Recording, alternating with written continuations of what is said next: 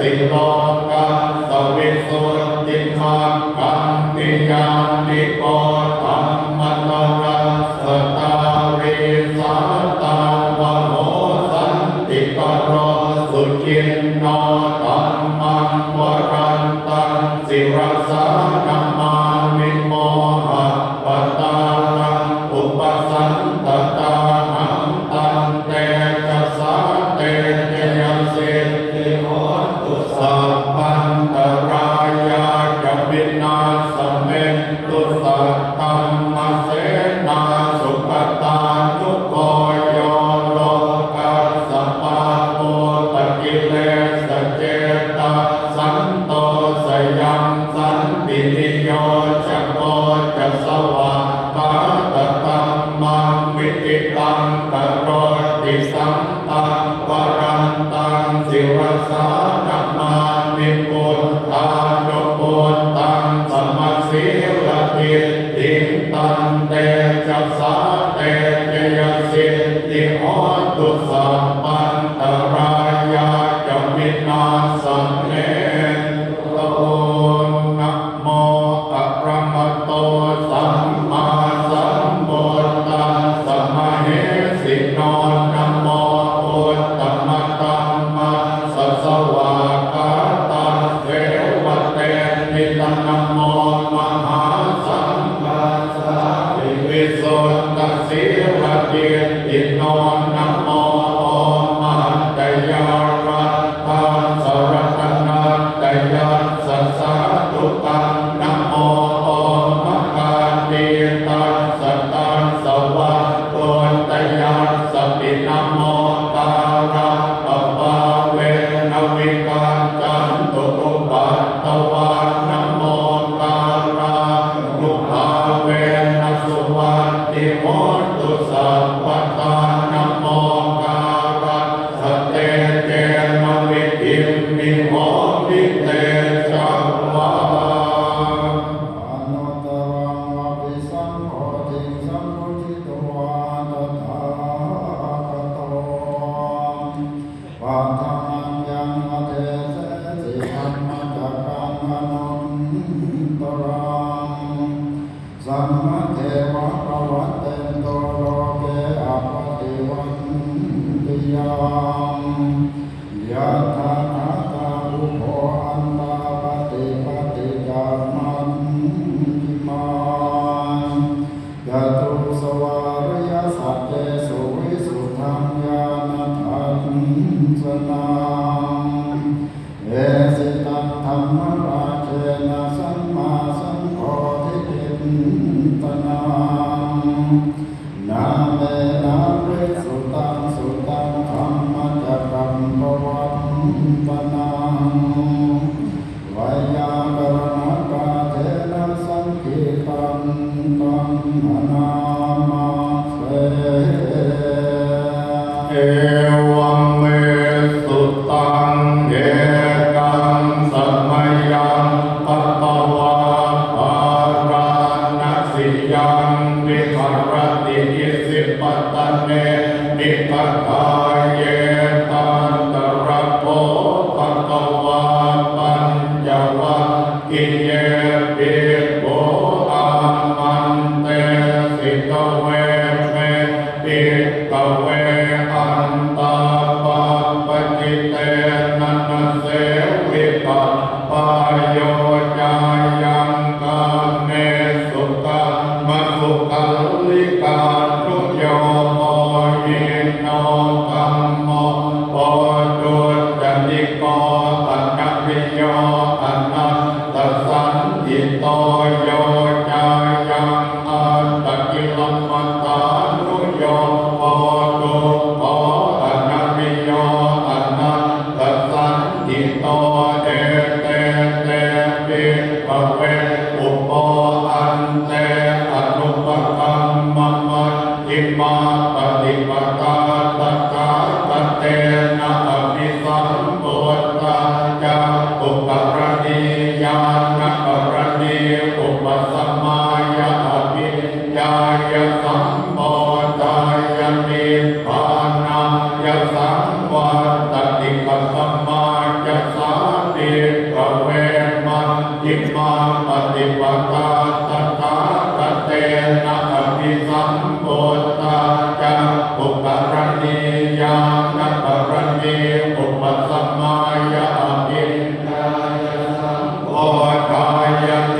พานายสังวัตติอายเมวะอริโยอัตถังกิโกมาโกไสยติตังสัมมาทิฏฐิสัมมาสังกัปปะสัมมาวาจาสัมมากัมมันโต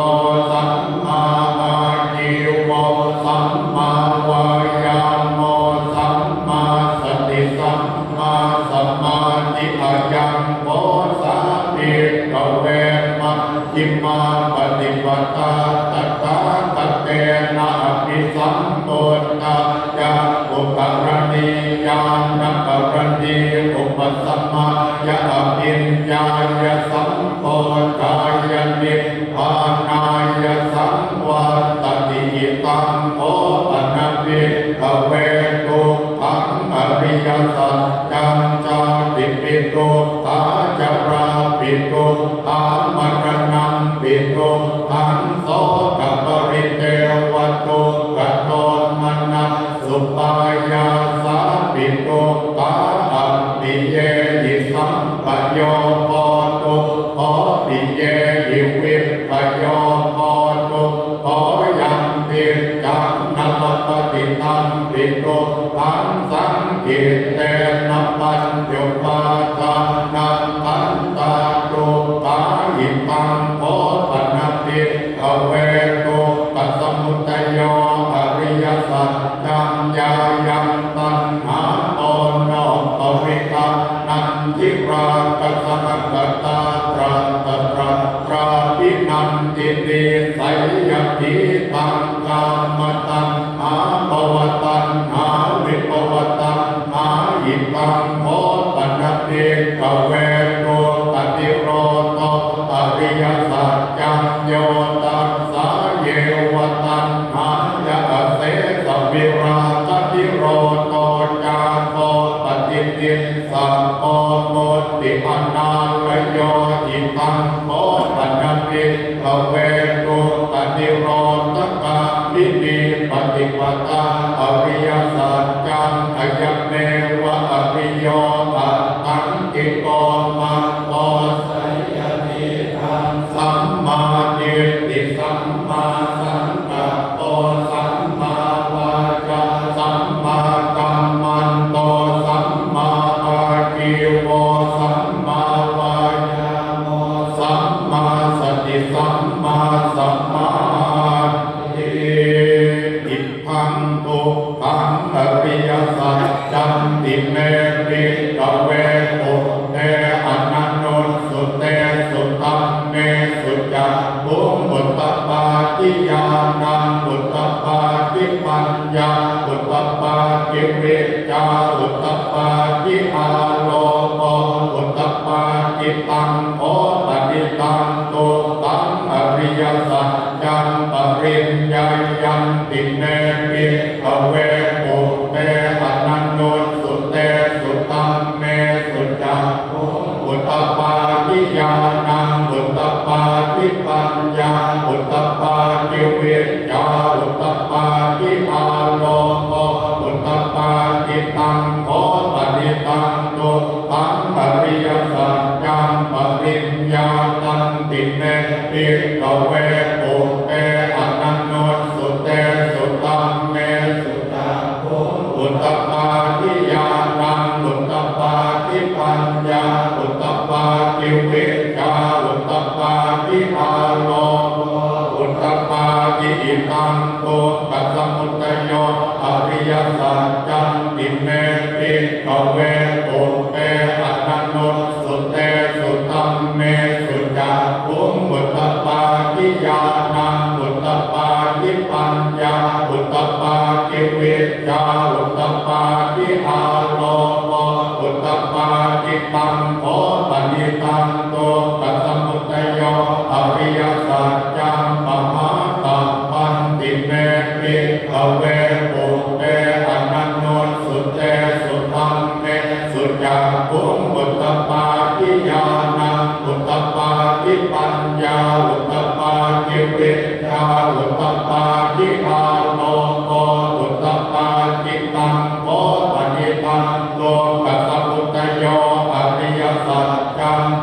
ทินันติเมปิกเวโกเตอนันโนสุเตสุตังเมสุญญาตุปุตตปาทิญาณังปุตตปาทิปัญญาปุตตปาทิวิชชาปุตตปาทิอาโลโกปุตตปาทิอิมังโกปฏิโรโต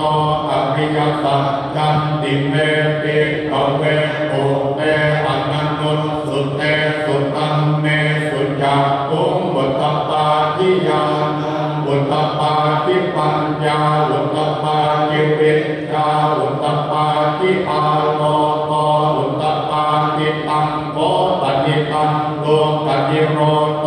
อริยสัจจังสัจจิกาตัปปันติเมปิกเวโกเตอนันโนสุเตสุตังเมสุญญาตุปุตตปาทิญาณังปุตตปาทิปัญญาปุตตปาทิวิชชาปุตตปาทิอาโลโกปุตตปาทิตังโกปฏิตังโตปฏิโรโตอริยสัจจังสัจจิกตันติเมปิกเวโกเตอนันโนสุเตสุตังเมสุญญาตุปุตตปาทิญาณังปุตตปาทิปัญญาปุตตปาทิวิชชาปุตตปาทิอาโลโกปุตตปาทิอิมังโตปฏิโรธคามปิติปฏิปทาอริยสัจจันติเมปิกเวโกเตอนันโนสุเตสุตังเมสุญญาตุปุตตปาทิญาณังปุตตปาทิปัญญาปุตตปาทิวิชชาปุตตปาทิอาโลโกปุตตปาทิตังโกปฏิตังโตปฏิโรธคามปิติปฏิปทาอริยสัจจังปาเวตัปปันติเมปิกเวโกเตอนันโนสุเตสุตังเมสุญญาตุปุตตปาทิญาณังปุตตปาทิปัญญาปุตตปาทิวิชชาปุตตปาทิอาโลโกปุตตปาทิตังโกปฏิตังโตปฏิโรธคามปิติปฏิปทาอริยสัจจังปาวิตันติเมปิกเวโกเตอนันโนสุเตสุตังเมสุญญาตุปุตตปาทิญาณังปุตตปาทิปัญญาปุตต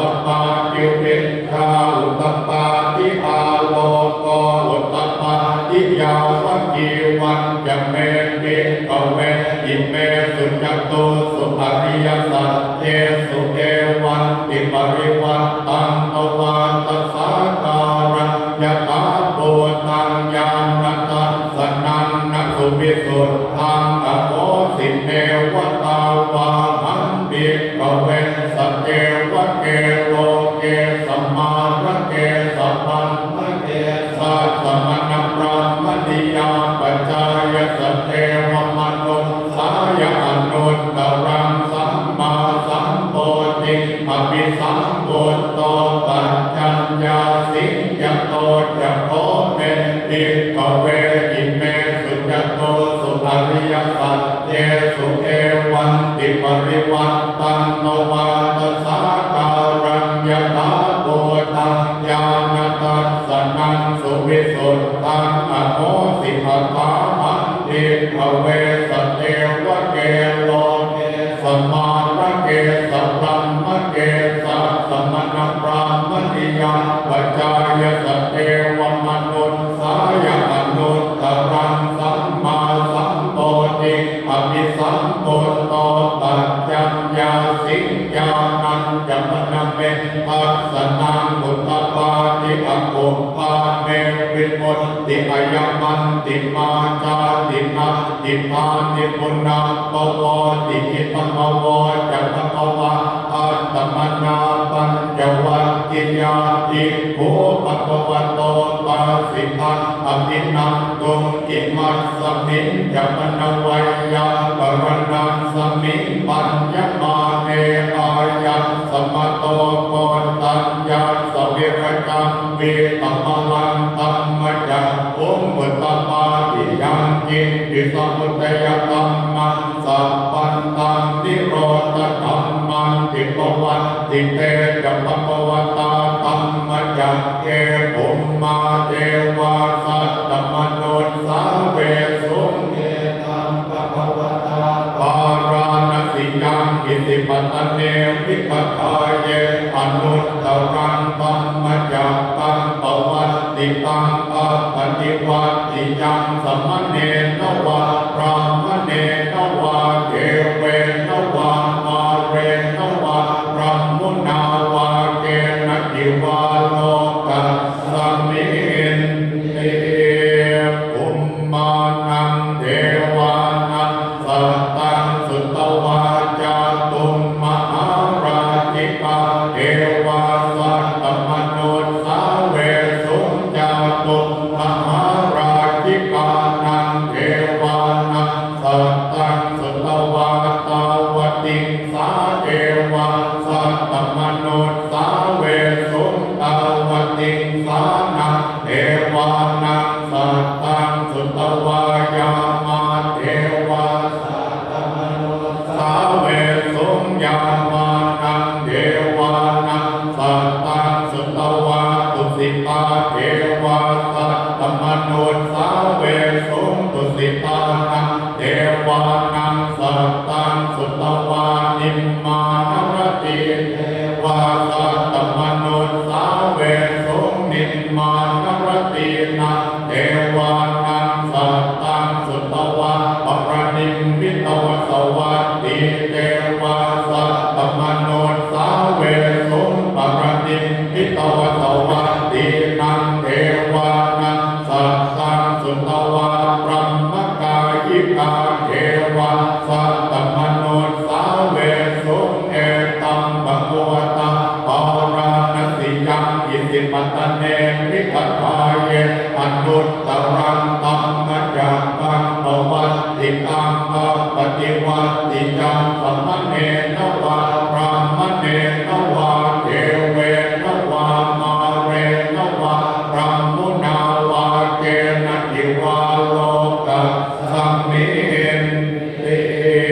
อิติภัตเตนะปะเนนะเตนะโมเตนะยาวะพรหมโลกัสสัตโตอะโภคะจิอายัญจัตตสสะอัสสีโลกัตตาตุสังกัมปิสังกัตตัมปิสังกเวทิอาปมาโนจะโอราโลโอภาโสโลเกปาตุระโหสิปฏิกัมเมวะเทวานังเทวานุภาวันนัตโกตะโกวาอุทานังอุทาเนสิอัญญาสิวะตะโพโกตัญโยอัญญาสิวะตะโพโกตัญโยอิติติตังอายัสสัมมโตโกตัญญังสะอัญญาโกตัญโยตะเววะนามันอะโมสิเตปัมโภเทวามนุษย์สาจะมังกลานิอจินตโยอากังกมานาโสตานังโปรหิมังกลโมตตมังอัเสวนาจะปาลานังปันดิตานังเสวนาโปจาจะโปจนิยานังเอตัมมังกลโมตตมังปฏิโรปเตสวาโสจะปุเอจะกตปุญญาตาอันตสัมมาปฏิกิจเอตัมมังกลโมตตมังปาพุทธัจจังจะสิปัญจวินัยโยจะสุสิกิโตสุปาสิตาจะยาวาจาเอตัมมังกลโมตตมังมาตาปิตุปุปัฏฐานังพุทธการัสสะสังตโมอนังปุราจะกัมมันตาเอตัมมังกลโมตตมังตานังจะกัมมจริยังจะยาตกานังจะสังตโมอนวัฏจานิกัมมานิเอตัมมังกลโมตตมังอารติวิรติปาปามัจจปานาจะสัง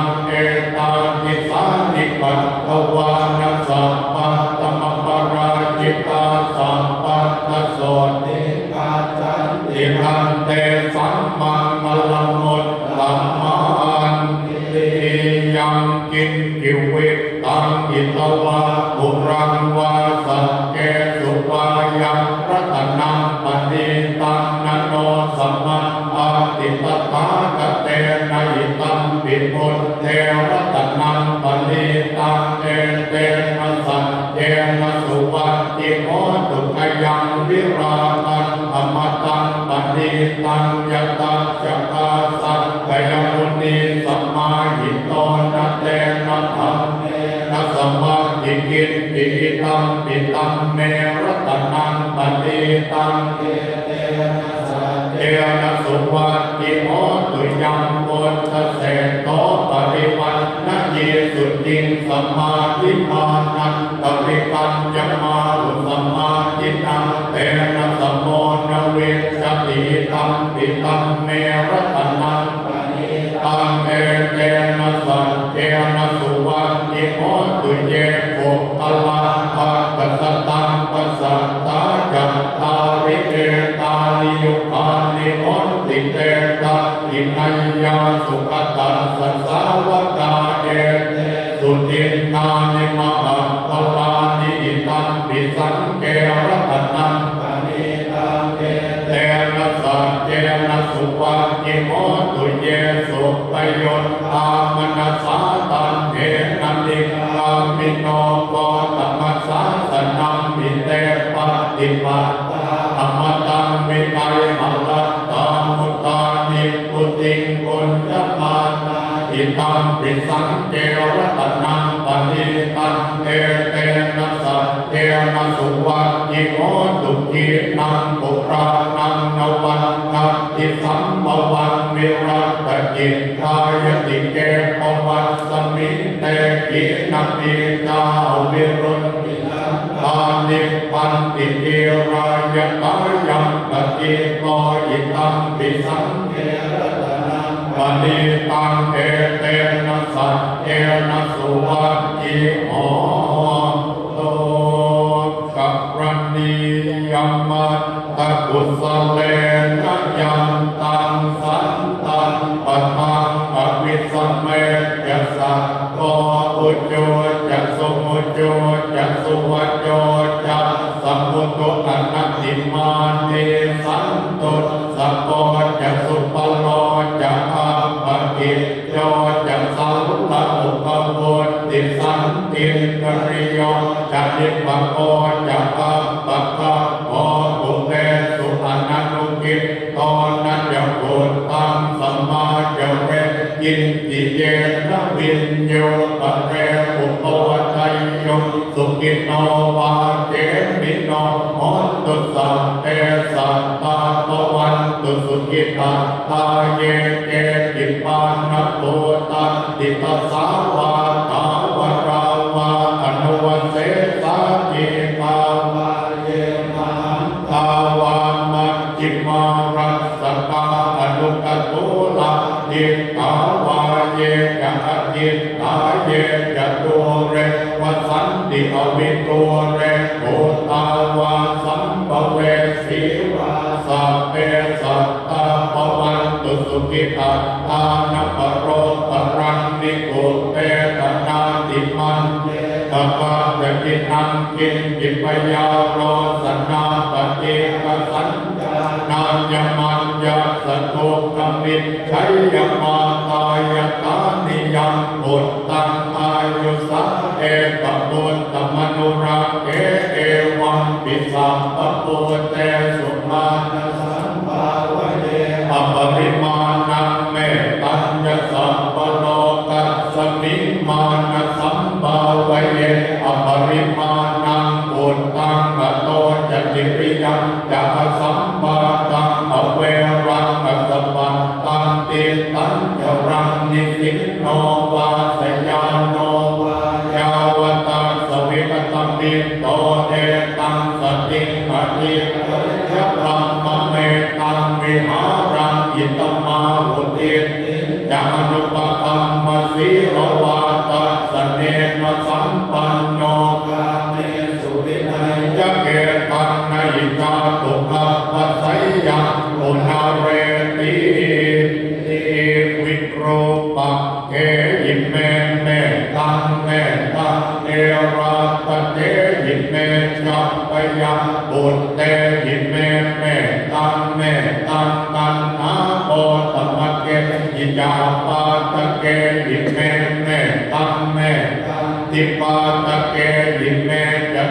ปัจเจยิเมเมตตังเมตตาปะโมปัจเจยิเมมามังตัปปะตะโป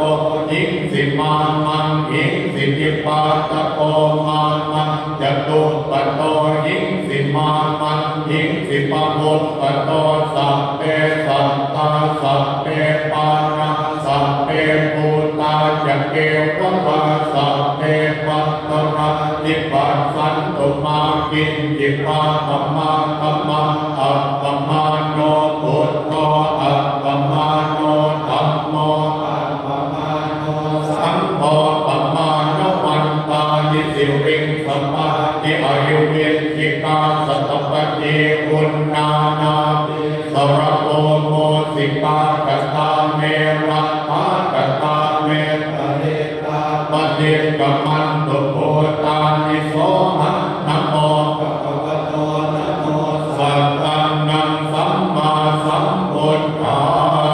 นาอุเทตยังจักขุมาเอปราชาอวิสสวันโนปัทวิปปาโสตังตังนัมมัสสามิอริสวันนังปัทวิปปาสัตตยังจักพุทธาวิหารเรมุติวสังเกพรามนาเวตมุสัพพตัมเมเตเมนะโมเตจัมมังมาลยันตุนามัสตุพุทธานังนามัสตุโพธิญาณนะโมวิมุตตานังนะโมวิมุตติญาณิมังโสปริตตังกัตตวาโมโรจรติเอสนาอเปตยังจักขุมาเอตราชาหริสวรรณโนปัตวิปปาโสตังตังนัมมัสสามิหริสวรรณังปัตวิปปาสันตยังจักพุทธาวิหารเร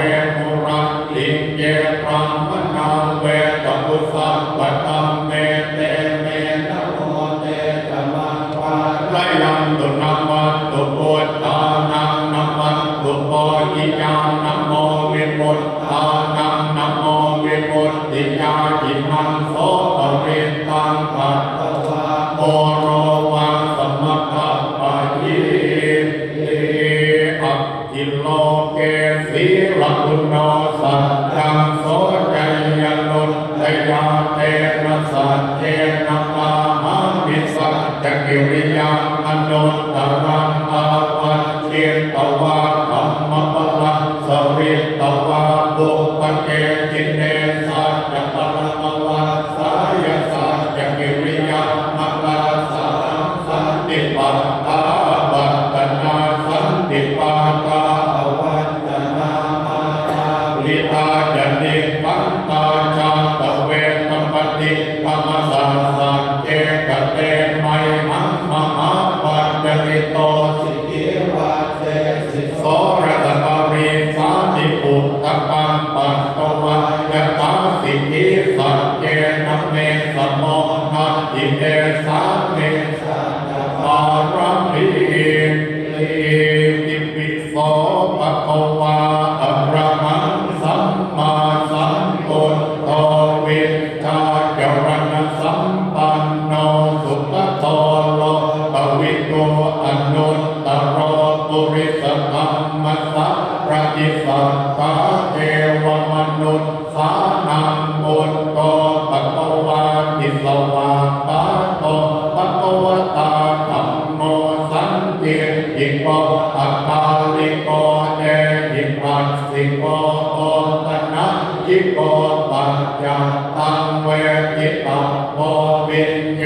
เอติสุปฏิปันโนภะคะวะโตสาวกสังโฆปุจจปฏิปันโนภะคะวะโตสาวกสังโฆญาณปฏิปันโนภะคะวะโตสาวกสังโฆ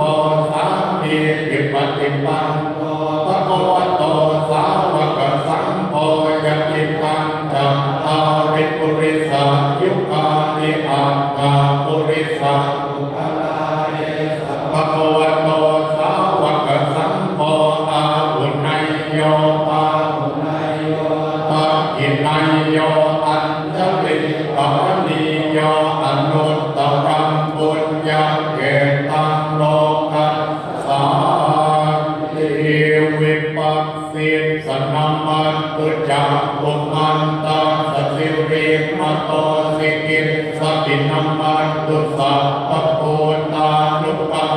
โนเวสพุทธนามาตุนามาตกัสสตปัสสิโนนัมมันตุกักุสันตาสัมมาระเสนาปะมะยิโนโอนากัมมันนาสนัมมาตุปรามมันนาสมุสีมัตโตกัสสปัสสนัมมาตุวิปโมตตาสัสสะปฏิอังเกิรสะสนัมมาตุสัพพยปุตตาสัสสิริมัตโตโยอิมังธัมมมะเจเสสิสัพพตุตาตโนตนะเอตาวินิพุตตาโลเกยตาโพตังวิปัสสิสุเตจนาอภิสุนามหันตาเวตัสสารตายิตังเทวมนุสสานังยังนัมมัสสันติโกตมังเวจาจรณสัมปันนังนัมหันตังเวตัสสารตังเวจาจรณสัมปันนังอุตตังวันตามะโคตมันติยัมโตหังปะกินิอริยยกาติยาจาโตนาวิจานามิสันติยปานังจิวิตาโพโรเตตาเต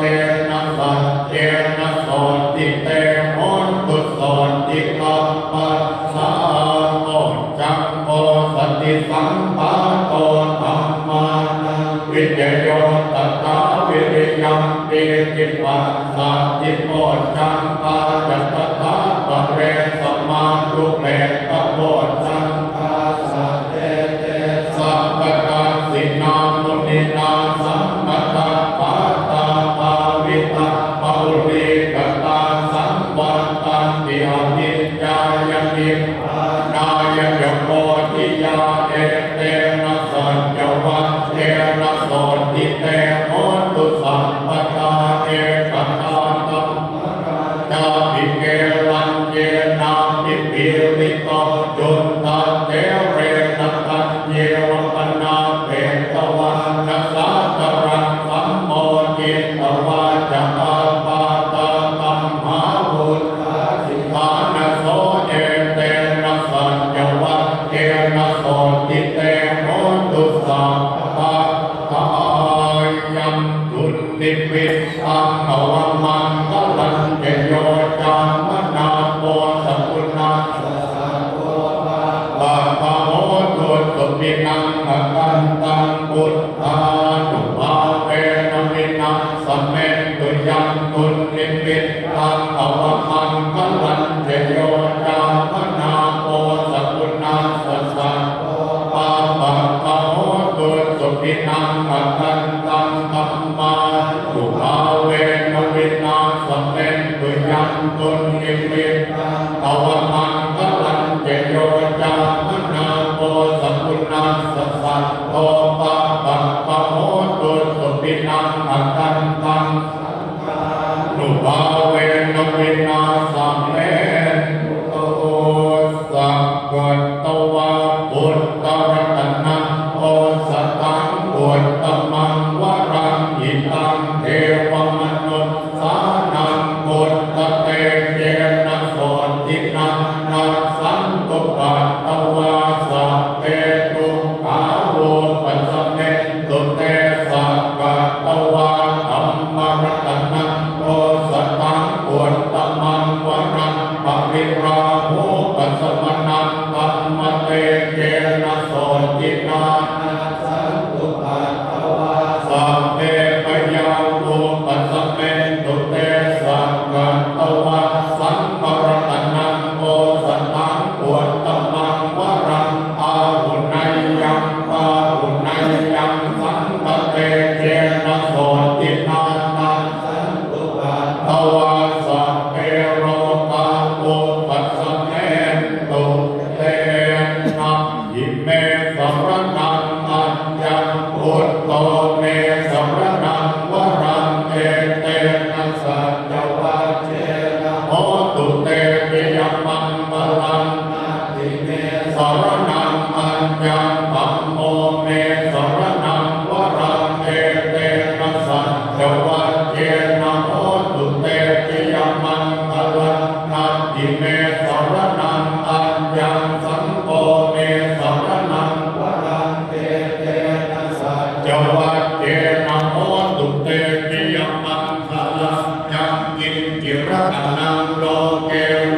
จติวิเวกังปุตตรนังพุทธสมังนาติตัสสมาโสติภวันตุเตยังกินกิรตนังโลเกวิจติวิเวกังปุตตรนังธรรมสมังนาติตัสสมาโสติภวันตุเตยังกินกิรตนังโลเก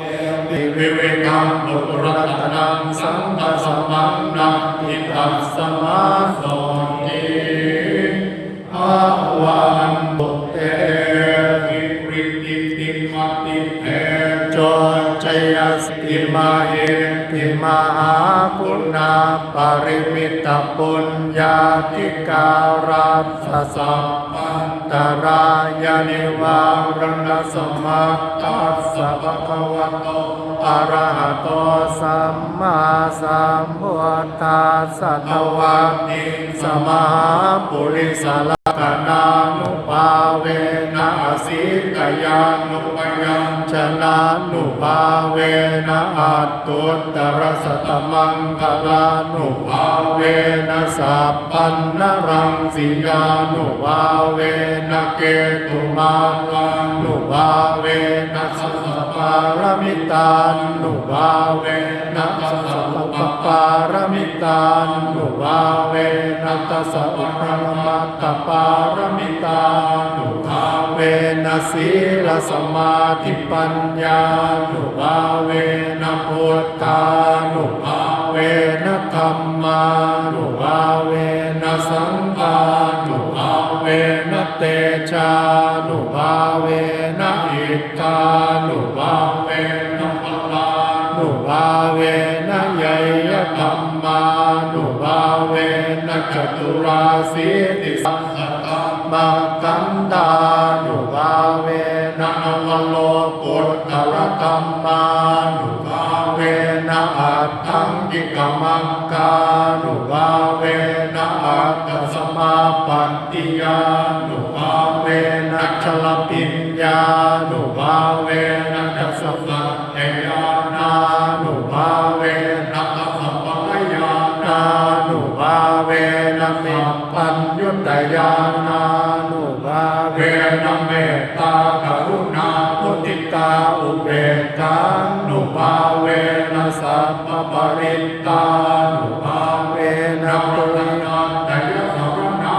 นุภาเวนะปิหังสัพพโลกโสกุปัตตวะโตกะโตมนัสสุปายาสาปินัสสันตุสัพพอันตรายาปิวินัสสันตุสัพพสังกัปปะตุยหังสเมจจันตุติขายุตาตุยหังโหตุสัตวาสจิเวนะสมังคิโกโหสัพพทาอากาสปะปะตวันภูมิคังคามหา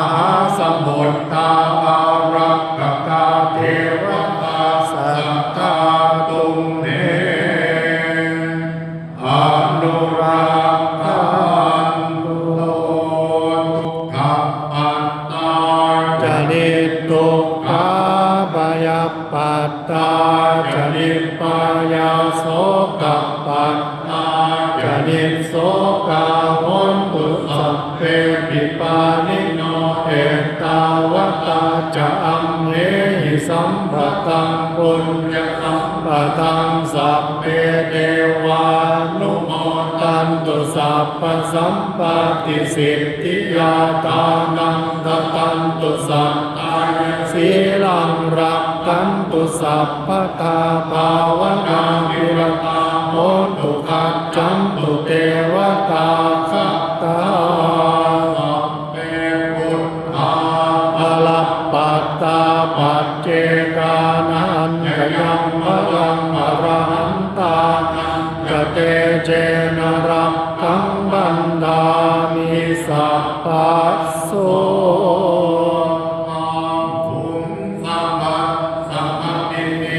มิตาสาวุทันตาลิเนตาลังบุติตาโพรัสเสนัมมานานาธัมมวิตินาจิตวามุหินโตตันเตชะสาปวัตุเตชยมังกรานิ มาราติเรกัมมปิโยจิตตสัพพะรังติโกรัมปนานวัตมังกัมมตัตตยาตังกันเตสุตันตวิตินาจิตตวามุนินโตตันเตทัสสะภวตุเตเตยมังมลานินาราคิริงกัจจวัรังอภิปันตะโพตังกาวังกิจจังกัมมสเนวสุตารุนันตังเมตัมปุเสภวิตินาจิตตวามุนินโตตันเตทัสสะภวตุเตเตยมังปัลลานิโกเกตังกัมมติมาตัสสุตารุนันตังทาวันติโยจันปตังปุริมาลวันตังเอเตวิสังกตัมมโนจิตตวามุนินโตตันเตจัสสะภวตุเตเตยมังปัลลานิกัตตวานักกัตตมุตระอิวะกัปปินิยาหินจายตุตวัจนังจนังกายมัจเจสันเตนะโสมวิตินาทิตวามุนินโตตันเตจัสสะภวตุเตเตยมังนิสัจจังวิหายมติสัจจภวานะเกตุวา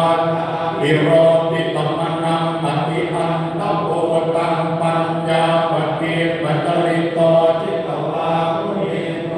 ตันเตจัสสะภวตุเตเตยมังปัลลานินันโตปนันตมุจจคังลิโกตัมมหิติปุตเตนะเทระปุจจเกนะตัมมาปยันโตหิตุปเตสวิตินาจิตตวามุนินโตตันเตจัสสะภวตุเตเตยมังปัลลานิทุกาหติติปุจจเกนะสุตัน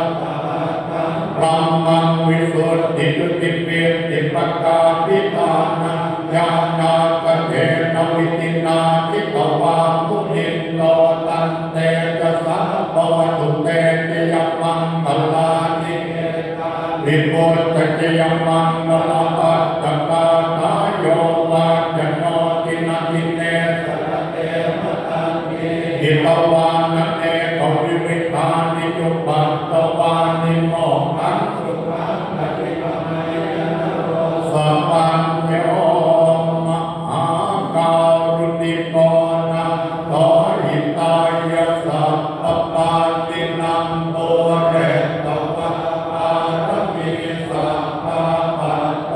สัมโพธิมุตตมังเอเตนะสัจจวัตเตนะโหตุเตเตยมังปะลังจยันโตโพธิยาโมเตสักกยานังนันติวัตตโนเอวังตวังวิเตโยโหหิเตยะสุเตยมังปะเลอปราจิตปัลลังเกสีเสปัตติโกเราเวอภิเศษเกสัพพพุทธานังปัตตะปัตโตปโมตติสุนังกันตังสุมังปะลังสุปปาตังสุโมติตังสุตโนสุโมหโตจัสสุเย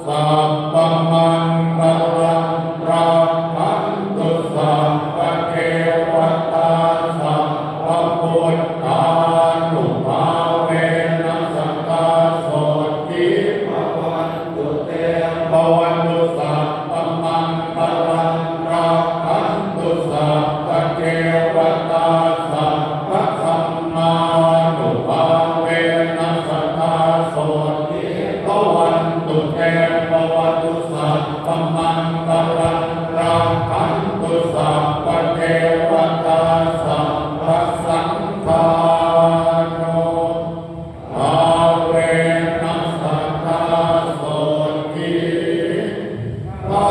วันตุเตตอนนี้ผมทำสมาธิเจริญจิตภาวนาคือ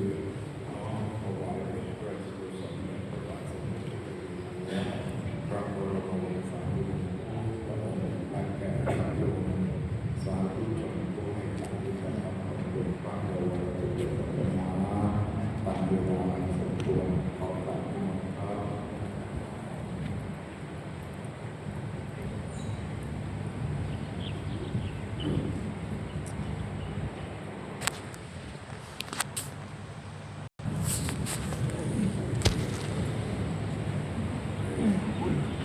อุกาสะวันตังนิอันเทสะอังอัปปะราตังกัมมะกัมเมอันเตมะยากะตังปุญญังสามินาอนุโมทิตังสามินากะตังปุญญังไมหังทาตพังสาธุสาธุอนุโมทามิอะระหังสัมมาสัมพุทโธภะคะวาพุทธังภะคะวันตังอะภิวาเทมิ สวากขาโตภะคะวะตาธัมโมธัมมังนัมมัสสามิ สุปฏิปันโนภะคะวะโตสาวกสังโฆสังฆังนัมมามิ ต่อไปกลับพระมหาเถระในสงฆ์วันนี้ก็คงจะเป็นท่านพระครูวันศรีประดูเนาะนิมนต์ครับโอ้โทรศัพท์เราจะเอาสตางค์มาไว้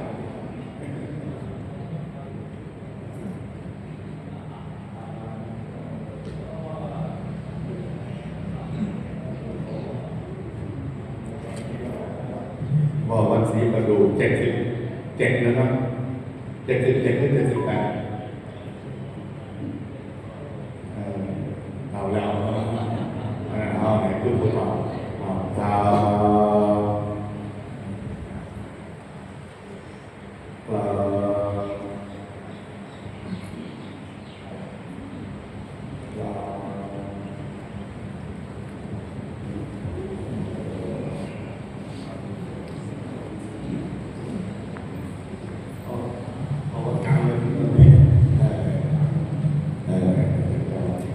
วันนี้มี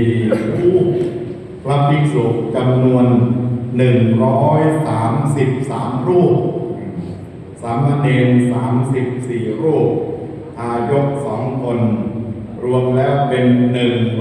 167รูปคนสาธุมีวัดมหาวนารามวัดกลางวัดมณีวนารามวัดกรุงศรีเมืองวัดหลวงวัดกุฎคุณหลวงพ่อไม่มาติดงานด้วยเนี่ยวัดความพุทธคุณวัดท่าบางหินวัดนางควายวัดประทุมมาเลยไม่มาวัดป่าแสนอุดมวัดสว่างอารมณ์วัดศรีประดูวัดมงคลโกวิทารามวัดสารพัดนึกวัดแจ้งวัดศรีแสงทองวัดผาสุการามวัดวัดตำแยวัดตอนกลางวัดประดุกวัดไร่น้อยวัดยางลุ่มวัดนิคมกิตติยารามวัดนนท์หงส์ทองวัดคำประวันวัดการเหลืองวัดกุ้งขุนใหญ่วัดป่ามหาธีราจารย์เจมังกโรวัดกระโศกวัดขี้เหล็กในวัดท่ากบแห่วัดหนองควายน้อยวัดอุบลมังคลารามวัดน้ำมึนวัดเรียบปะเอาใต้วัดบุรพาปะเอาเหนือวัดป่าแสงธรรมวัดยางเพลิงวัดดอนบาทวัดตำพลาและก็วัด บ่อหวายมีวัดใดที่ไม่มีชื่อครับ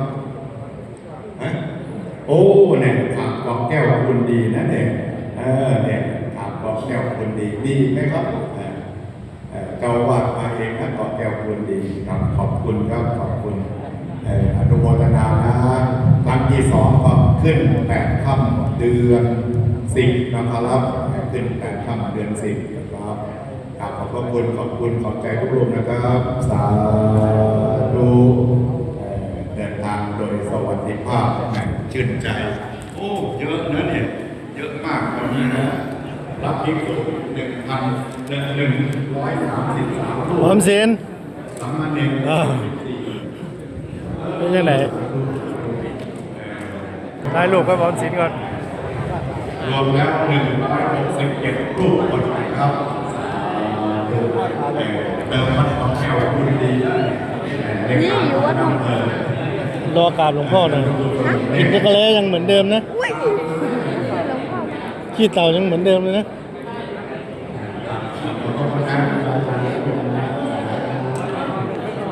ชื่ออะไรคุณบาอาจารย์ขอบคุณเขียนไพเราะสมบัติเจ้าวัดเนาะอันนี้มาสวดมนต์ในช่วงเข้าพรรษาบรรพาหน่อย หลวงพ่อไม่ทันหลวงพ่อกลับแล้วไปเรียนแล้ว หลวงพ่อไหน เอ้าหลวงพ่อเจ้าคณะอำเภอนี้เจ้าคณะตำบล เอ้าอยู่ข้างในไม่ใช่เหรอ จะกลับไปเรียนแล้ว อ๋อ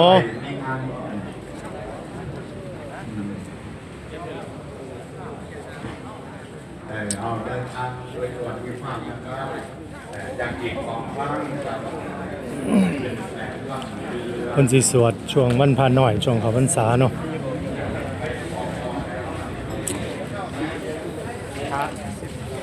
12นี่ครับ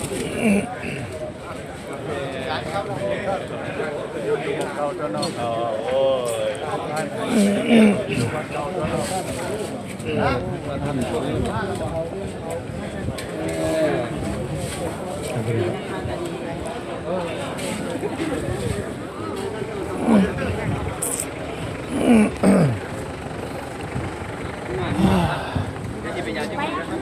คันนี้เหรอ ไปโชคดีชื่อโทรศัพท์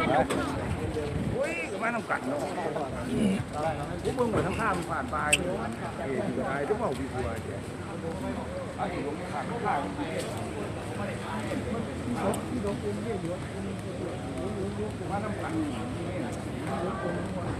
อีหยังใช่องค์ไหนหุ่นรถเขาอยู่หุ่นไปขึ้นรถ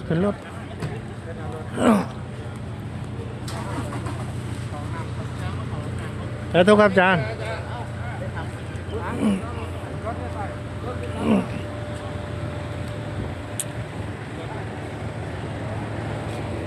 ปลาหน่อยเด้อวันนี้ได้